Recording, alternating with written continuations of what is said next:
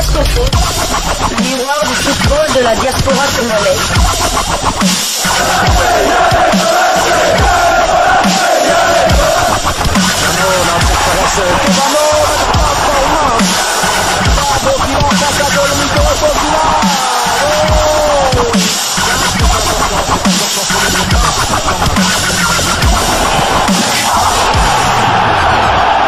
Diascofoot, le miroir du football de la diaspora congolaise. Vous êtes sur Diascofoot, le miroir du football de la diaspora congolaise. Diascofoot vous dit bonjour, tout le plaisir est pour nous de vous retrouver, mais surtout de savoir que vous êtes nombreux en train de suivre votre chaîne YouTube dédiée uniquement aux footballeurs de la diaspora congolaise. En première division coétienne, Dieu merci, Mbokani et le Koweït Sporting Club savourent un succès devant Al Nassr avec un nouveau but du Congolais. L'international congolais, meilleur buteur congolais de tous les temps, Dieu merci, Mbokani et Koweït Sporting Club sont allés s'imposer 2-3 sur le terrain d'Al Nassr Koweït en match comptant pour la 16e journée du championnat. L'attaquant congolais qui avait raté la dernière sortie du club parce que revenant de la sélection nationale a été titularisé pour ce faire et c'est bien illustré. Il a ouvert le score à la 13e minute de jeu sur un ballon dévié qu'il a réussi à pousser au fond des filets. C'est son deuxième but en championnat et le 6e toute compétition confondue. C'est un deuxième succès de la saison qui va leur permettre de continuer à se bonifier. Ils vont garder leur fauteuil de leader avec maintenant 36 points. De bon augure, certainement, avant d'entamer leur campagne dans l'AFC Cup, l'équivalent de la Coupe de la Confédération au mois de mai prochain. Nous quittons, Dieu merci, Mbokani et le championnat koweïtien de première division. Nous allons maintenant du côté du Kazakhstan où Jordan Nkololo et le Kizilzar Petropavlovsk s'en sortent bien face au Turan Turkistan. Jordan Nkololo et le Kizilzar Petropavlovsk sont allés prendre un point du nul sur le terrain de Turan Turkistan en match comptant pour la 5e journée du championnat. Score final 0 but partout. L'attaquant international congolais avait bien commencé le match sur le banc des remplaçants avant de faire sa montée en jeu en début de seconde période. C'est un bon point pris devant une formation qui est mal en point également depuis l'entame de cette saison. C'est un deuxième match sans défaite, ce qui est bien parti en tout cas, et ce qui augure peut-être d'un avenir meilleur pour l'international congolais. C'est vrai que leur entame de saison était plutôt chaotique, où ils ont concédé 3 revers de suite. Ils occupent actuellement la 12e place au classement avec 4 petits points et vont essayer d'aller chercher un succès face à Octobre le samedi 16 avril, bien évidemment. Alors, nous poursuivons avec ces quelques informations que nous avons pu récolter pour vous concernant en tout cas l'actualité de nos internationaux, de certains de nos binationaux, du moins tous ceux qui évoluent en dehors de la République démocratique du Congo, parce que nous sommes Diascofoot, le miroir du football de la diaspora congolaise. Nous quittons le Kazakhstan, nous allons aller cette fois-ci en Lettonie, mais nous y allons après cette courte pause. Diascofoot, le miroir du football de la diaspora congolaise. En D1 de Lettonie, un autre succès pour Glody Ngonda Muzinga et le FC Riga devant Meta Alu. Glody Ngonda Muzinga et le FC Riga se sont largement imposés 4-0 devant la formation de Meta en match comptant pour la 6e journée du championnat. L'arrière latéral gauche international congolais a bien évidemment disputé cette rencontre. Il était titulaire, il en a joué l'intégralité. Et c'est bien sûr sur son flanc gauche comme à son habitude, et dans une explication qu'ils ont complètement maîtrisée. Ils se reprennent bien après le match nul concédé lors de la précédente journée, ce qui va leur redonner un peu plus de la confiance pour la suite eux qui ne vont pas participer aux compétitions européennes interclubs cette saison. Ils occupent la deuxième position au classement avec 13 points. Ils croiseront la formation d'Aouda le lundi 18 avril pour tenter de maintenir ce rythme et de rester dans cette même dynamique. Nous quittons la Lettonie, nous allons cette fois-ci en Grèce, en deuxième division grecque, où pour parler bien sûr de Ziggy Badibanga, un Congolais n'ayant plus rien à jouer. Ziggy Badibanga et l'Anagenisi Carditas confortent leur positionnement lors du succès face à Apollon Pontoun. Ziggy Badibanga et l'Anagenisi Carditas se sont imposés 2-1 devant la formation d'Apollon Pontoun en match avancé, comptant pour la 31e journée du championnat. L'attaquant congolais qui est venu se relancer au sein de cette formation a disputé cette partie, lui qui semble avoir la confiance du staff technique.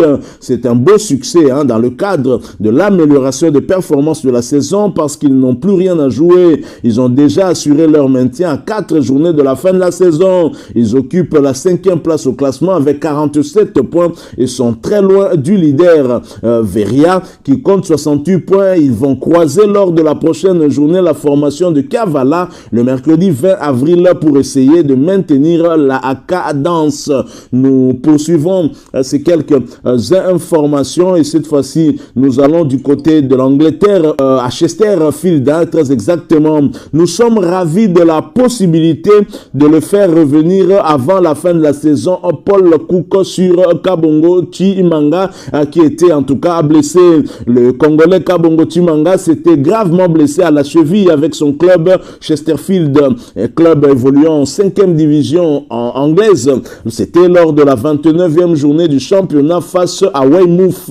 Il a subi une intervention chirurgicale. Il sera absent durant plusieurs mois. L'entraîneur du club, Paul Cook, a donné des très bonnes nouvelles de l'attaquant qui récupère très bien de cette blessure et sera certainement de retour dans les prochaines semaines. Il n'a plus eu sa botte et il marche. La semaine prochaine, il commencera sa rééducation en courant sur la pelouse. Nous sommes ravis de la possibilité de le faire revenir avant la fin de la saison, a-t-il confié en conférence de presse. C'est véritablement un coup dur pour le club et le joueur lui-même qui était sur une pente ascendante depuis l'entame de la saison. Il est le fer de lance de son attaque avec déjà 24 buts inscrits cette saison, faisant de lui naturellement le meilleur buteur du championnat. Un joueur important donc pour son équipe et qui s'est retrouvé un peu sur le banc de touche à cause de cette blessure, mais qui va certainement revenir encore beaucoup plus fort. Alors nous poursuivons avec ces quelques nouvelles. Cette fois-ci, nous allons parler de l'UEFA Europa League et l'UEFA Conference League. Vous l'avez très bien compris, nous allons parler d'Arthur Masuaku et de Cédric Bakambu, les deux seuls Congolais qualifiés pour les demi-finales de ces deux compétitions. Nous en parlons après cette courte pause. Diaspora Foot, le miroir du football de la diaspora congolaise. En Europa League, sans Arthur Masuaku resté sur le banc, West Ham domine l'Olympique lyonnais en France 0-3. Les Hammers ont créé la sensation en battant l'Olympique lyonnais au Groupama Stadium 0-3 dans le cadre du match retour des quarts de finale. Les deux équipes s'étaient neutralisées sur le score d'un but partout lors de la première manche à Londres. Arthur Masuaku a été laissé une fois de plus encore sur le banc de touche, bien évidemment. L'international congolais a enchaîné un 4e match de suite sans disputer la moindre minute. West Ham sera opposé aux Allemands d'Eintracht Francfort en demi-finale. Les Allemands tombeurs du FC Barcelone après leur victoire au Camp Nou 2-3, alors qu'au match aller, le score final était d'un but partout. Les Allemands ont créé la sensation, le 9e de la Bundesliga a mené au Camp Nou sur le score de 0-3 et les Barcelonais ont tenté une remontada mais sans y parvenir. Le FC Barcelone sera une fois de plus éliminé. Saison compliquée donc pour Xavi qui a retrouvé une équipe où il aura eu à leur redonner cette envie, envie de victoire, mais malheureusement freinée un tout petit peu par une belle équipe, une équipe au mental très fort qui finalement s'est accrochée et arraché au finish sa victoire face au grand FC Barcelone. Alors en Europa League Conférence, Cédric Bakambu et l'Olympique de Marseille valident également leur ticket